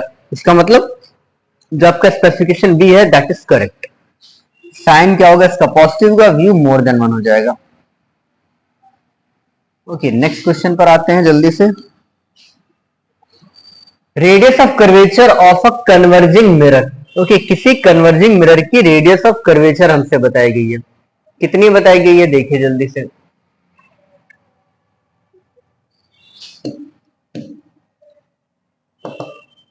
रेडियस ऑफ कर्वेचर बताई गई 30 centimetre, correct. Eight what distance from the mirror should an object be placed. अब कह रहे हैं कि कितनी डिस्टेंस पर ऑब्जेक्ट को रखें, तो रेडियस ऑफ कर्वेचर है हमारी, कन्वर्जिंग मिरर है that means convex mirror, concave mirror है, और हमारे पास रेडियस ऑफ कर्वेचर है 30, आर हमारे पास है 30 सेंटीमीटर, तो एफ कितना हो जाएगा, हाफ हो जाएगा, 15 सेंटीमीटर हो जाएगा, करेक्ट। अब कह रहे हैं एट व्हाट डिस्टेंस, यू हमें फाइंड करना है, शुड एन ऑब्जेक्ट प्लेस तो होता है, ओके, तो यहां से हमने निकाल लिया 30/2 दैट इज 15 सेंटीमीटर। अब कह रहे हैं कि at what distance from the mirror should an object be placed so as to obtain a virtual image. Image कैसी चाहिए, वर्चुअल चाहिए। तो एक बात याद रखिएगा हमेशा बेटा कि वर्चुअल इमेज तभी बनेगी जब ऑब्जेक्ट कहां रखा हो। अगर मिरर की बात कर रहे हैं तो कॉनकेव मिरर अगर सपोज हम अज्यूम कर रहे हैं, तो अगर ऑब्जेक्ट आपका फोकस और पोल के बीच में कहीं रखा है तब ये इमेज कैसे बनेगी, वर्चुअल। इसका मतलब ऑप्शन जो आपका 0 to 15 करेक्ट, क्योंकि मैंने आपको बताया कि ऑप्शन नंबर डी आपका करेक्ट है, क्योंकि आपकी फोकल लेंथ कितनी आ रही है, यहां से 15 सेंटीमीटर आ रही है। इसका मतलब पोल से अगर मेजर करेंगे तो 15 सेंटीमीटर के बीच में कहीं ना कहीं ऑब्जेक्ट प्लेस होना चाहिए, तभी आपको इमेज कैसे मिलेगी, वर्चुअल। नेक्स्ट क्वेश्चन पर आते हैं। Which of the following statement is not true in reference to the diagram shown above? Okay, तो कहा गया कि ये जो आपका डायग्राम दिया गया इसको देख करके बताइए कि नीचे दिए गए जो भी आपके स्पेकुलेशंस हैं या जो भी रेफरेंसेस हैं वो इनकरेक्ट है, इनमें से कौन सा इनकरेक्ट है। तो देखिए सबसे पहले डायग्राम को समझते हैं। रे डायग्राम में हमें ऑब्जेक्ट सेंटर ऑफ कर्वेचर पर बताया गया है। अब सेंटर ऑफ कर्वेचर पर अगर ऑब्जेक्ट रखा है तो आपको पता है कि इमेज कहां पर बनेगी, इमेज हमेशा सेंटर ऑफ कर्वेचर पर बनेगी। प्रॉपर्टीज, ये प्रॉपर्टीज की ही बात की गई होगी मुझे लगता है आगे। तो यहां पर इमेज कैसे बनेगी, रियल बनेगी, इमेज इन्वर्टेड होगी और इमेज आपकी सेम साइज की। ये तीन प्रॉपर्टीज मैंने आपको जब रे डायग्राम समझाया था तो मैंने आपको बताया था कि कभी भी ऑब्जेक्ट 2f पर रखा हो तो ये प्रॉपर्टीज होती है। इनमें से कौन सी नहीं है वही मुझे ढूंढनी है। तो रियल है, ये तो सही है। इमेज फॉर्म्ड इज इनलार्ज, ये गलत है। यही आपका आंसर भी होगा कि एक ही ऑप्शन इसमें इनकरेक्ट का हो सकता है क्योंकि ये 4 ही ऑप्शंस गिवन है। Image is formed at distance equal to double of the focal length, correct. Double of focal length पर ही बनेगी इमेज, यानी कि ट्वाइस ऑफ फोकल लेंथ पर ही बनेगी, करेक्ट, ये भी सही है। और इमेज फॉर्म इन्वर्टेड, ये भी सही है। That means the answer is wrong. Next, अब ये एक न्यूमेरिकल आ गया आपका, जल्दी से इसको सॉल्व करते हैं। An object of height 4 centimetre, object की हाइट कितनी है, 4 सेंटीमीटर गिवन है। If kept at a distance of 30 centimetre from the pole of a diverging mirror है। कोई बात नहीं, यू हमेशा माइनस नहीं होता है। 30 सेंटीमीटर डाइवर्जिंग मिरर है तो कॉन्वेक्स मिरर की बात हो रही है। अगर फोकल लेंथ मिरर की कितनी बता दी गई है हमको, 10 सेंटीमीटर बता दी गई, ये आप पॉजिटिव ले लेंगे। हाइट हमें फाइंड करनी है इमेज की, आई फाइंड करना है। तो सबसे पहले हम इसमें देखिए, आपको अगर आई निकालना होगा तो आपके पास v जरूर होना चाहिए। तो बस सिंपली पहले v फाइंड कर लो। तो 1/f equals to 1/v plus 1/u की हेल्प से हमने क्या निकाला, 1/f कितना हमारे पास 1/10 इक्वल्स टू 1/v हमें फाइंड करना है। 1/u हम ले लेंगे -30, करेक्ट। तो ये बन जाएगा 1/10 इक्वल्स टू 1/v माइनस 1/30। यहां से 1/v इक्वल्स हो जाएगा हमारा 1/10 प्लस 1/30 1/30, ओके। एलसीएम का 30 ले सकते हैं, 10 3 जा 30, 3 1 जा 30, 1 जा 30, 1/v। तो ये कितना आ गया आपका बेटा, ये आपका आ गया 1/v टू 4/30। यहां से भी हम लिख सकते हैं 7.5 सेंटीमीटर, क्योंकि मिरर आपका कॉन्वेक्स है इसलिए आपका v, ओके। इमेज की वैल्यू कितनी, इमेज की पोजीशन आपकी क्या आ गई, 7.5 सेंटीमीटर आ गई। अब इसी की हेल्प से हम क्या फाइंड कर लेंगे, इसी की हेल्प से हम फाइंड कर लेंगे आई। तो चलिए आई फाइंड करते हैं जल्दी से। तो आई के लिए हम क्या यूज कर लेंगे, I upon O equals to minus V upon U use करेंगे, करेक्ट। अब आई इक्वल टू क्या हो जाएगा आपका, minus V upon U into O लिख सकते हैं।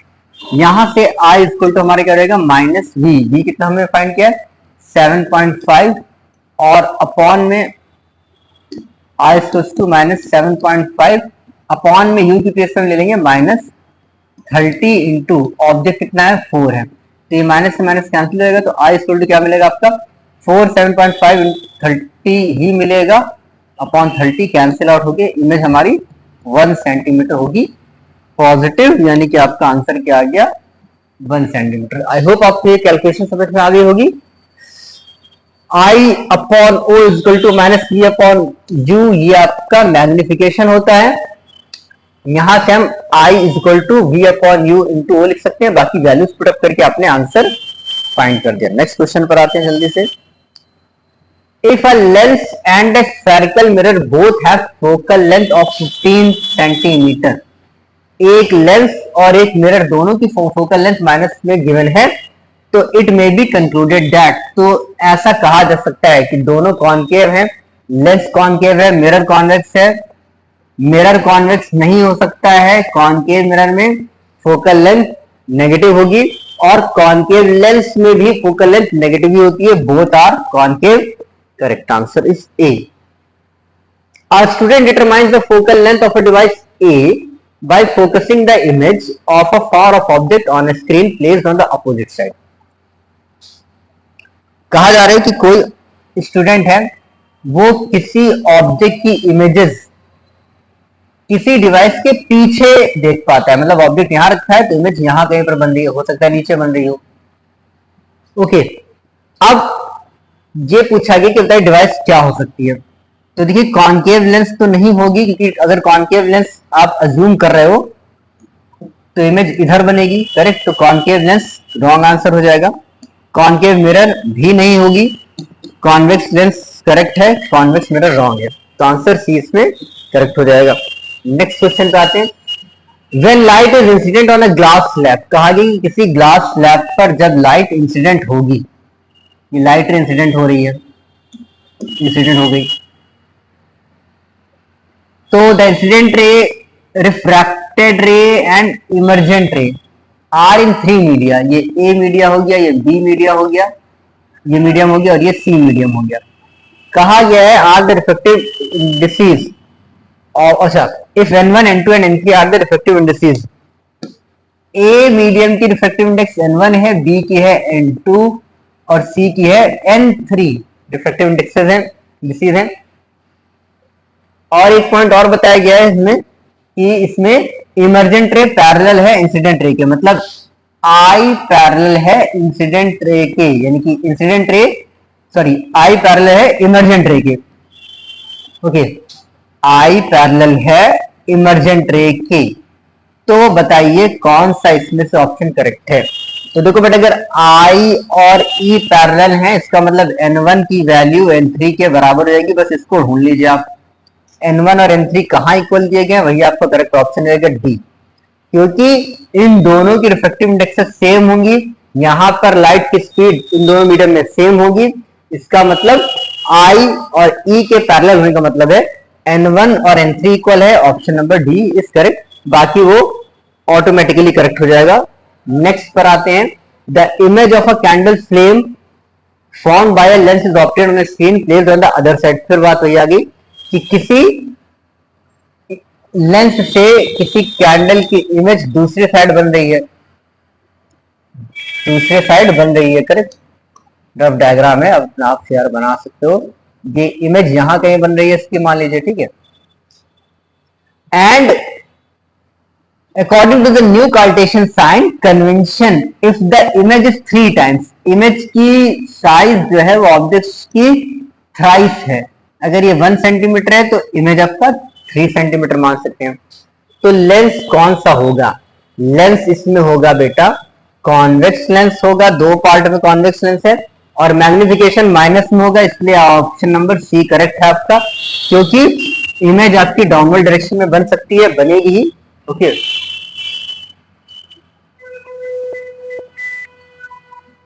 3 टाइम्स है तो आपका कॉन्वेक्स लेंस और magnification -3। Next question, study the diagram given below and identify the type of lens x x dash.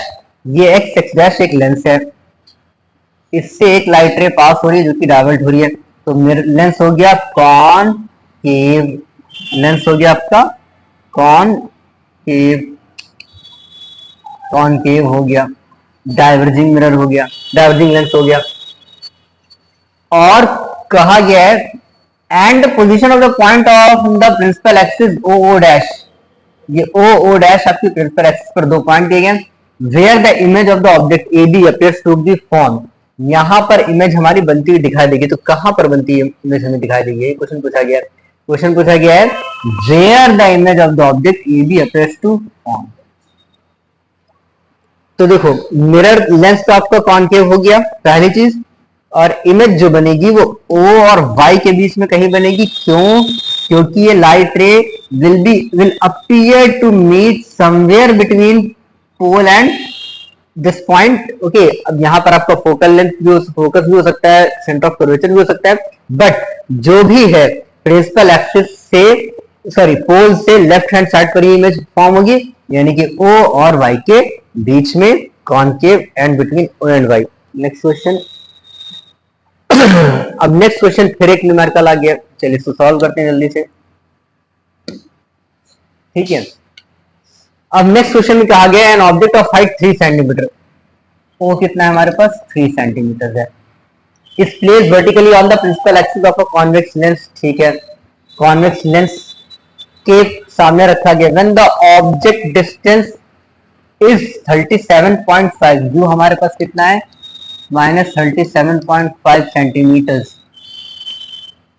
तो image and image height I कितनी है, इसको u1 ले लो, इसको i1 ले लो, कितना है 2 सेंटीमीटर है, और माइनस साइन क्या बता रहा है, माइनस साइन बता रहा है कि इमेज इन्वर्टेड है। इस फॉर्म एट डिस्टेंस v1 कितना है हमारे पास 25 सेंटीमीटर है। Next the same object is place vertically at 25 centimetre, कहा गया ऑब्जेक्ट की प्लेस बदल दी गई है, 25 सेंटीमीटर कर दिया गया है from the lens. In this situation the image distance v and height of the object, अब नई आपसे पोजीशन इमेज की पूछी जा रही है और नई आपकी इमेज की हाइट पूछी जा रही है, क्या होगी। तो चलिए इसको सॉल्व करते हैं जल्दी से।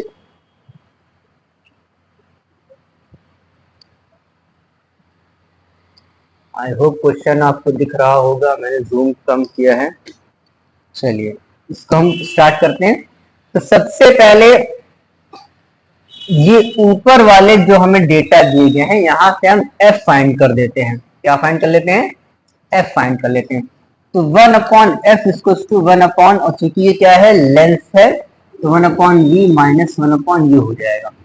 ओके, तो 1/f इक्वल्स टू v की प्लेस पे हमारे पास क्या है 25 सेंटीमीटर, तो पॉजिटिव दिया गया है, तो 1/25 माइनस, और ये माइनस पॉजिटिव 1/37.5। अभी जस्ट क्वेश्चन इससे पहले भी आया था, मैं बार बार रिपीट कर रहा हूं कि 5 के मल्टीपल्स, 25 के मल्टीपल्स, 15 के मल्टीपल्स, 50 के मल्टीपल्स, बिल्कुल डटे रहिए अपने माइंड में। तो इन दोनों, अगर हम यहाँ से डेसिमल रिमूव करके इसको 10 बना देते हैं, तो ये वैल्यू हमारी कितनी बन जाएगी, ये हमारी बनेगी 10/375। इन दोनों के एलसीएम हो जाएगा 375, 25 को 15 से मल्टीप्लाई कर दिए तो बन जाएगा 375, और प्लस ये 1 टाइम्स 1 × 10 10 हो गया। तो 1/f की वैल्यू हमारे पास क्या आ गई, 1/f हमें मिल गया 25/375, कैंसिल करेंगे 1/f बराबर मिल जाएगा 1/15, यानी कि f हमें मिल गया 15 सेंटीमीटर। ओके, चलिए अब हम इस f की हेल्प से फाइंड करेंगे अपना V2, क्योंकि हमारे पास U2 तो है ही, U2 तो हमारे पास है ही। ओके, U2 हमें दिया गया है, हमारे पास f आ गया, f तो बदलेगा नहीं लेंथ के लिए, तो हम U2 से V2 फाइंड कर लेंगे। तो 1/f equals to 1/V2 minus 1/U2। अब वैल्यूज पुटअप कर देंगे, 1/15 इक्वल्स टू 1/V फाइंड करना है, माइनस 1/U2 कितना हो जाएगा, ये प्लस हो जाएगा यहाँ पर जाकर, माइनस 25 हम यूज कर लेंगे। तो 1/V2 इक्वल टू हम लिख सकते हैं 1/15 माइनस 1/25। अगेन देखो फिर से एलसीएम मुझे लेना पड़ेगा, इसका कितना हो जाएगा, 1/V2 इक्वल टू एलसीएम 375 ले लेंगे, सॉरी बहुत बड़ा हो गया, 75 ले लेंगे, 15 5 जा 25 3 जा, यानी कि 1/V2 मुझे मिल गया 2/75। यहां से V2 हम लिख सकते हैं 75/2, that is 75/2, that is 37.5 centimetre. Plus में आ रही है वैल्यू, ठीक है, किसमें आ रही है, प्लस में आ रही है। अब हमें हाइट भी फाइंड करनी है, तो चलिए हाइट भी फाइंड करके इसको जल्दी से खत्म करते हैं क्वेश्चन। हाइट निकालने के लिए वही I/O equals to B/U use करेंगे, क्योंकि ये लेंस है। फिर क्या है, लेंस है, अगर ये लेंस है तो हमारा ये पॉजिटिव में रहेगा, ठीक है, I/O इक्वल्स टू B/U, तो I इक्वल टू हो जाएगा B/U इंटू O। तो I2 हम निकालने जा रहे हैं, I2 के लिए हमारे पास V2, U2 और O तो नहीं बदलेगा। V2 कितना निकला हमारे पास 37.5, U2 कितना निकलेगा, U2 हमारे पास था, कहाँ गया U2 था 25। ओके, U2 हमारे पास कितना था 25 था, माइनस में लेंगे -25, और ऑब्जेक्ट की हाइट कितनी थी, ऑब्जेक्ट की हाइट हमारे पास थी 3 सेंटीमीटर, तो हम ले लेंगे इसको ऊपर 3 सेंटीमीटर। तो देखो बेटा डेसिमल हटेगा, यहाँ 0 बढ़ा लेंगे, और अगेन वही 25, 15 हो जाएगा, 15 से 45, 45 और नीचे रह गया है 10, तो ये आपका आ गया -4.5। तो आपकी एक पार्ट यहाँ पर आया और एक पार्ट आपका ये आया था पॉजिटिव में, यानी कि plus 37.5 and -4.5, that is option number C is correct, option number C is correct. Okay, I hope question तो आपको समझ में आ गया होगा, लेंदी था, बट लेंदी तो आपको क्वेश्चंस मिलेंगे ही, अब ये फिजिक्स है, न्यूमेरिकल है, बट हाँ स्टेप बाय स्टेप अगर आप इसको सॉल्व करोगे तो ये इजिली सॉल्व भी हो जाएगा। ओके, ठीक है, वीडियो चल रही है, बहुत हीट कर रहा है मेरा ये जो फोन है, आज बार बार चेक करना पड़ता है कि कहीं वीडियो बंद तो नहीं हो रही। आज वीडियो काफी बंद हुई है मेरी, क्योंकि मैं कैमरे से तो बना नहीं रहा हूँ, फोन से बना रहा हूँ, और फोन में कुछ प्रॉब्लम आ गई है, फोन जैसे हीट करने लगता है वीडियो अपने आप ऑफ हो जाती है, तो मुझे बार बार जाके चेक करना पड़ रहा है कि कहीं हमारी वीडियो बीच में रुक तो नहीं रही है। थैंक गॉड इसमें नहीं रुकी है, पूरे क्वेश्चन में पूरा फुल सॉल्व है। Sorry, next question. अब नेक्स्ट क्वेश्चन देखिए क्या कह रहा है। नेक्स्ट क्वेश्चन में कहा गया है an object is placed in front of a concave lens, किसी ऑब्जेक्ट को कॉनकेव लेंस के पहले रखा गया है, for all position of object the image form is always, कहा गया है कि सभी पोजीशन के लिए क्या ऑब्जेक्ट इमेज आपकी कैसी बनेगी, सभी पोजीशन के लिए नहीं बनेगी।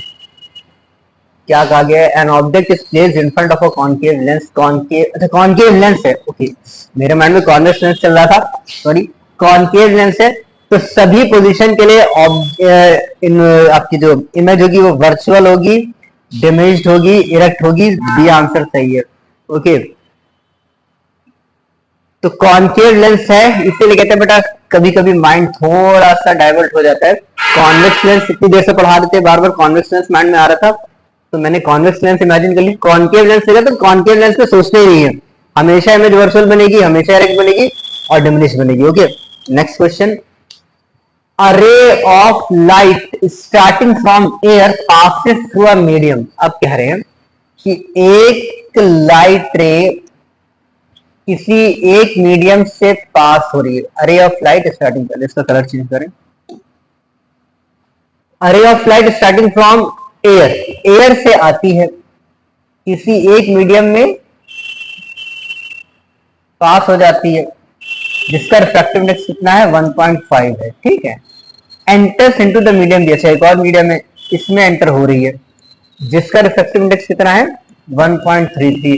अब चूंकि मैंने ये बेंडिंग नहीं करवाई है, बेंडिंग इससे नहीं कराई है क्योंकि बेंडिंग डिपेंड करती है रिफ्रैक्टिव इंडेक्स पर। जिस मीडियम की रिफ्रैक्टिव इंडेक्स कम होगी वहां पर लाइट रे अवे फ्रॉम नॉर्मल चलेगी। ठीक, फिर से बना के दिखाते हैं।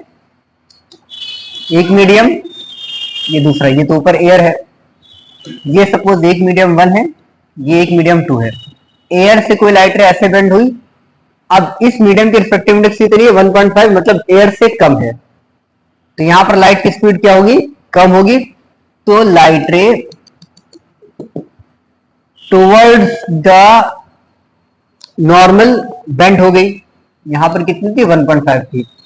अब कह रहे हैं कि जिस मीडियम 2 में, या मीडियम इसको ए बी लिखा हुआ है तो इसको ए लिख लो, इसको बी लिख लो, तो कह रहे हैं बी में लाइट रे जब पास होगी, जहां पर इसकी रिफ्रैक्टिव इंडेक्स 1.3 थी है, तो बेंडिंग हल्की सी अवे फ्रॉम नॉर्मल हो जाएगी। यहां पर कितनी है रिफ्रैक्टिव इंडेक्स 1.33 दी गई है। And finally enters into the sea, और फिर एक और मीडियम आ जाता है सी, इसमें सी में चली जाती है। ओके, ये मीडियम कौन सा है, ये मीडियम ए था, ये मीडियम बी है, और ये मीडियम आपका सी है। अब इसमें सी में जाती है, जहां पर रिफ्रैक्टिव इंडेक्स बढ़ जाती है, यानी कि फिर से ये ऐसी हो जाएगी कुछ, यहाँ पर 2.42 है।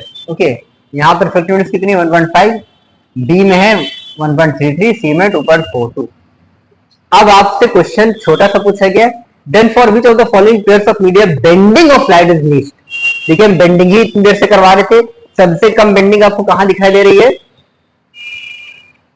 अब इसके लिए आपको बस चेक करना है रिफ्रैक्टिव इंडेक्स। ओके, तो देखो बेटा, अगर हम डिफरेंस लें तो 1.5 और 1.3 में ही सबसे कम डिफरेंस हमें मिलेगा, क्योंकि 1.5 2.4 तो बहुत बड़ा डिफरेंस हो जाएगा, 2.4 1.3 भी ज्यादा हो जाएगा।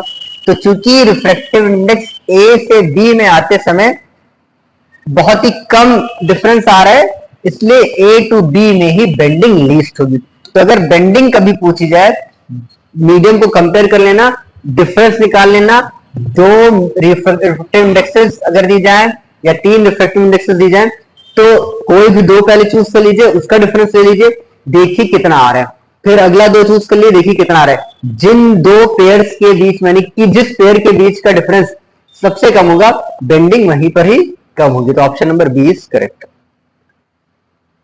अगला क्वेश्चन फिर से कुछ इसी टाइप का है। A ray of light is incident as shown if A B and C are 3 different transparent medium. तो A medium, B medium, C medium, जैसे पहले क्वेश्चन था कुछ मिलता जुलता उसी से, इसमें ऑलरेडी डायग्राम बना के दिया गया।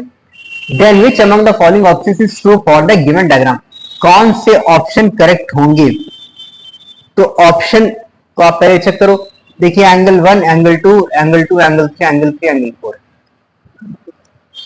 कौन सा एंगल इक्वल है। ओके, तो पहला ऑप्शन है angle 1 is smaller than greater than angle 4। तो एंगल 1 क्या एंगल 4 से बड़ा है, नहीं कह सकते हैं, क्योंकि हमें मीडियम के रिफ्रैक्टिव इंडेक्स बताई नहीं गई, तो बड़ा होगा छोटा होगा नहीं कह सकते हैं। बेंडिंग को देख के कह तो सकते हैं कि कम ज्यादा है, लेकिन कितना है, इक्वल भी हो सकता है बट नहीं बता सकते हैं, छोड़ दीजिए। 1 स्मॉलर है 2 से, ये भी नहीं कह सकते हैं। 3 इक्वल है 2 के, यही एक ऑप्शन है जो आप करेक्ट कह सकते हैं। क्यों, क्योंकि अगर आप इस फिगर को थोड़ा सा जूम करके हम दिखाते हैं, तो यहां पर देखिए कि ये ऑल्टरनेट एंगल फॉर्म हो रहा है, तो हमेशा ऑल्टरनेट एंगल इक्वल हो जाएंगे। तो बिना कुछ सोचे समझे आप ऑप्शन सी पर टिक कर सकते हो। ओके, क्योंकि ऑल्टरनेट एंगल्स इक्वल आएंगे तो angle C 3 equals to angle 2। Next फिर से इसी टाइप का मिलता जुलता क्वेश्चन आया है। In the diagram shown above n1 n2 and n3 are refractive indices of medium 1 2 and 3। Medium 1 medium 2 medium 3 की refractive indexes n1 n2 n3 दी गई है। विच of the following is true, कौन सा ट्रू है? तो देखिए बेंडिंग देख लीजिए, यहां पर हल्की सी बेंडिंग हुई है, यहां पर थोड़ी ज्यादा बेंडिंग हो गई है। इसका मतलब क्या होगा? ऑप्शन n1 इक्वल तो हो ही नहीं सकता, छोड़ दीजिए। n1 क्या ग्रेटर है n2 से? क्या n1 ग्रेटर है n2 से? नहीं, ओके, कम होगा। और देखिए n2 क्या n3 से ग्रेटर है? n2 क्या n3 से ग्रेटर है? और लास्ट है n3 क्या n1 से ग्रेटर है? ये ऑप्शन आपका बिल्कुल करेक्ट मुझे लग रहा है, क्योंकि n3 की वैल्यू n1 से बहुत ज्यादा है। ठीक है, तो last option is correct. Next अगला क्वेश्चन फिर से एक न्यूमेरिकल टाइप का आ गया। The refractive index of medium A is 1.5 and that of medium B is 1.33। अब कहा गया है कि दो मीडियम है, एक की रिफ्रैक्टिव इंडेक्स कितनी है? 1.5 है, दूसरे की रिफ्रैक्टिव इंडेक्स कितनी है? 1.33 है। If the speed of light in air, ये तो पता ही है 3 × 10⁸ मीटर पर सेकंड होता है। What is the speed of light in medium A and B? बहुत ही इजी सा क्वेश्चन है, अब तक आपको समझ में आ गया होगा। इस टाइप के क्वेश्चंस बिल्कुल भी गलत मत करिएगा, और करेक्ट तो होने के चांसेस क्यों बढ़ जाते हैं? क्योंकि इसमें सिंपल कैलकुलेशन करना पड़ता है। स्पीड पूछी गई है भाई, तो रिफ्रैक्टिव इंडेक्स क्या होता है? रिफ्रैक्टिव इंडेक्स होता है स्पीड ऑफ लाइट को जब हम डिवाइड करा देते हैं किसी मीडियम में किसी लाइट की स्पीड से। तो मीडियम में लाइट की स्पीड हमें निकालनी, सपोज ए की स्पीड निकाली, तो उसके लिए लिख देते हैं वी ए, और एन ए की वैल्यू कितनी है? 1.5 3 × 10⁸ अपॉन वी ए, यानी कि वी ए जब निकलेगा तो ये 2 हो जाएगा, तो V A is equal to हो जाएगा 2 × 10⁸। कहां पर है 2? दो ऑप्शन में। चलिए अब हमें इसी तरह से सेम वी बी निकाल देंगे, तो N B is equal to हो जाएगा 3, सीधे निकालते हैं डायरेक्ट, अब मुझे फॉर्मूला तो मिल ही गया है। तो V B is equal to हो जाएगा 3 × 10⁸ upon N B. N B क्या है? 1.33 है। इसको सॉल्व कर लेना, ऑलमोस्ट 2.25 आ जाएगा। ठीक है, चलिए यही लास्ट ऑप्शन आपका करेक्ट माना जाएगा, क्योंकि जब आप इसको सॉल्व करोगे, सॉल्व करके दिखाई देते हैं। ठीक है, डिवाइड तो कर ही सकते हो ना। तो 300 नीचे आएगा 133, तो देख पा रहे हो ऑलमोस्ट 133 का डबल, यानी कि 133 को जब आप 2 से करोगे तो 266 मिलेगा, यहाँ पर 4 हो जाएगा, यहाँ पे 3 हो जाएगा। ओके, डेसिमल आएगा, फिर से 2 से ही जाएगा, तो ऑलमोस्ट 2.2 लास्ट ऑप्शन में दिख रहा है। That means option number D is correct. अब इतनी सिंपल कैलकुलेशन के लिए पेन वेन मत उठाइए। ठीक है, नेक्स्ट क्वेश्चन। आ स्टूडेंट वांट्स, एक बार कर ले, फोन चल रहा है। A student wants to obtain magnified image of an object। एक स्टूडेंट एक मैग्निफाइड इमेज बनाना चाहता है ऑब्जेक्ट ए बी से। ए बी की, ए बी क्या है? ऑब्जेक्ट है। एज ऑन स्क्रीन, स्क्रीन पर विच of the following arrangement should show the correct position? तो कौन से अरेंजमेंट करेक्ट है? देखिए इमेज की प्रॉपर्टी कैसी होनी चाहिए? मैग्निफाइड होनी चाहिए। तो मैग्निफाइड तभी होगी जब object beyond between C and F रखा हो। करेक्ट, कहां रखा हो? ऑब्जेक्ट कहां रखा हो? बिटवीन एफ एंड सी रखा होगा, तो इमेज आपकी कैसी बनेगी? लार्जर बनेगी।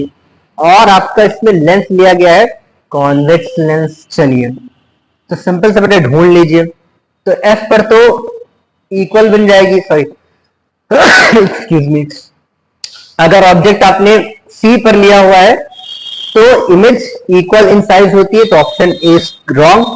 बी में बियॉन्ड 2f है, अगर बियॉन्ड सी ले लेंगे तो इमेज छोटी बनेगी, it is also wrong. Next, between C and F, it is the correct answer. और एफ पर तो बन ही नहीं सकती है, इनफाइनाइट पर कहीं जाके बनेगी, इसलिए option number C is right. Next question, फिर से एक डायग्राम में क्वेश्चन आया है।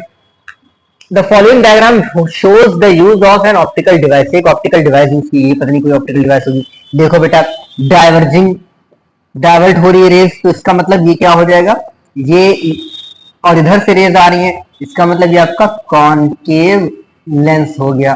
ठीक, experiment as per the arrangement shows the optical device is likely to be a concave lens, correct, concave lens हो जाएगा, क्योंकि लाइट रे एक पार्ट से आकर के दूसरे पार्ट में एंटर होके तब डाइवर्ट हो रही है, तो कॉनकेव लेंस ही होगा। डायवर्जन कॉन्वेक्स मिरर में भी होता है, लेकिन उसमें डायवर्जन एक ही साइड पर होता है, तो ये आपका पॉसिबल नहीं है, इसलिए ये हो जाएगा convex concave lens. Next question, इसमें कुछ और भी पूछा गया नहीं। If a lens can converge the sun rays, अगर कोई लेंस सन रेज को कन्वर्ज कर रहा है 20 सेंटीमीटर पर फ्रॉम इट्स ऑप्टिकल सेंटर। देखिए, सन रेज का मतलब इनफाइनाइट, इनफाइनाइट से लाइट रेज आती हैं तो वो कहां फोकस होती है, एफ पर। ठीक है, इसका मतलब एफ की वैल्यू में 20 सेंटीमीटर गिवन है। पावर ऑफ लेंस निकालना है, P बराबर हो जाएगा 1/f। इसको पहले आप मीटर में लेके आ जाओ, तो जब आप इसको मीटर में लेकर के आओगे, किसको f होगी, पावर हमें मीटर में निकालनी होती है, तो इसको हम लिख सकते हैं और 20/100 दैट इज 1/5 मीटर। अब P बराबर होता है 1/f के, और 1/f हमारे पास है, सॉरी f की वैल्यू हमारे पास है 5, इसलिए P बराबर हो जाएगा आपका 5d। ठीक है, ये हमारा हो जाएगा 5d, और ये आपका चूंकि कन्वर्ज हो रहा है, कन्वर्जिंग लेंस है, इसलिए ये आपका हो जाएगा पॉजिटिव में। ठीक, अगला क्वेश्चन है 23। अब इस क्वेश्चन में लिखा हुआ है कि converging lens forms a 3 times magnified image, correct. कहा गया कि कन्वर्जिंग लेंस है मतलब कॉन्वेक्स लेंस है, इससे 3 टाइम्स मैग्नीफाइड मतलब बड़ी इमेज बनती है किसी ऑब्जेक्ट की, जिसको स्क्रीन पर आप ऑब्टेन कर सकते हैं, मतलब इमेज कैसी है, रियल है। If the focal length of the object is 30 centimetre, चलिए फोकल लेंथ कितनी है, एफ की वैल्यू हमारे पास है 30 सेंटीमीटर। लेंस कौन सा है, कन्वर्जिंग यानी कि कॉन्वेक्स लेंस की बात हो रही है, एफ आपका पॉजिटिव हो जाएगा।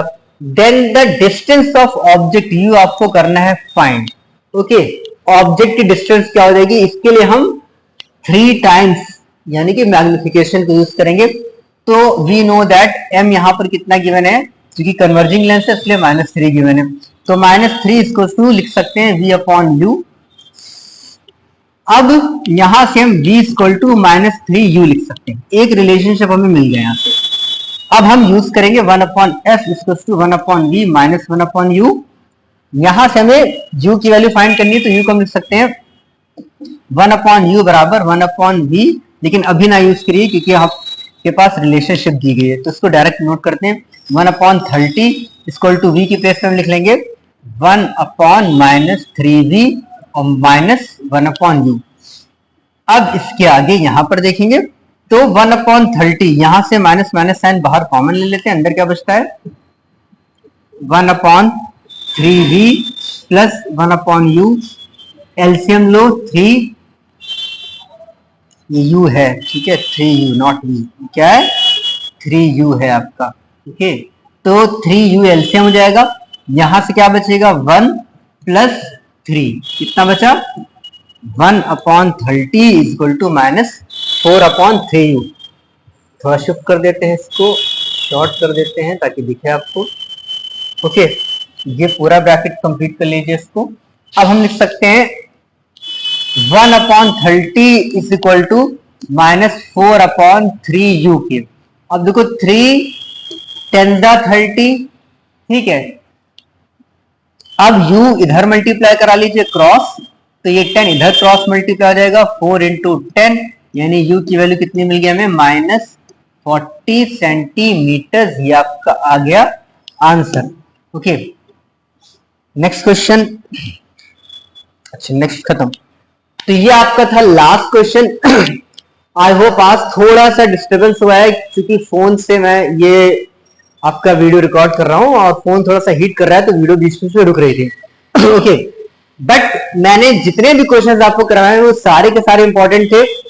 चूंकि ये पीवाईक्यूज थे इसलिए आपको एग्जाम का एक पैटर्न पता चल गया होगा जो बिल्कुल नए बच्चे अभी आए हैं, ओके, और जिन्होंने अभी अभी ये चैप्टर स्टार्ट किया है। इसी तरह से प्रैक्टिस करते रहिए, ओके। जहां से भी आपको क्वेश्चंस मिल रहे हैं, चाहे आपको क्लास में क्वेश्चंस मिल रहा है, जो भी बुक आप यूज करें, एनसीईआरटी के अलावा कोई भी रेफरेंस बुक अगर आप यूज करें, और केवल एनसीईआरटी के भरोसे मत रहिए। उस बुक को रीड करके आपको कॉन्सेप्ट जरूर पता चलेगा और कभी कभी डिट्टो क्वेश्चंस भी आ जाते हैं, लेकिन रेफरेंस बुक प्लस एनसीईआरटी, जैसे मैथ्स में आप अपनी एनसीईआरटी के साथ साथ आर एस अग्रवाल या आर डी शर्मा यूज कर रहे होंगे, मोस्टली बच्चे आर एस अग्रवाल यूज करते हैं। इसी तरह से रेफरेंस बुक भी एक साथ में लेकर आप चलिए, ताकि आपको जो वेरिएशन है वो पता चल सके, और प्लस प्रीवियस क्वेश्चन नेट पे बहुत सारे मिल जाएंगे, उनमें से कुछ इंपॉर्टेंट जरूर लगाइए, और जितना आप प्रैक्टिस करोगे उतना ही आपके लिए अच्छा है। तो ये समर वेकेशन आप बिल्कुल वेस्ट मत करिए, जितना हो सके प्रैक्टिस करिए, अपनी वीकनेसेस को दूर रखिए, और फिजिक्स में न्यूमेरिकल पार्ट के लिए कैलकुलेशंस पर फोकस करिए, ओके। तो अब हम आपको नेक्स्ट क्लास में नेक्स्ट चैप्टर के साथ मिलेंगे। Thank you very much.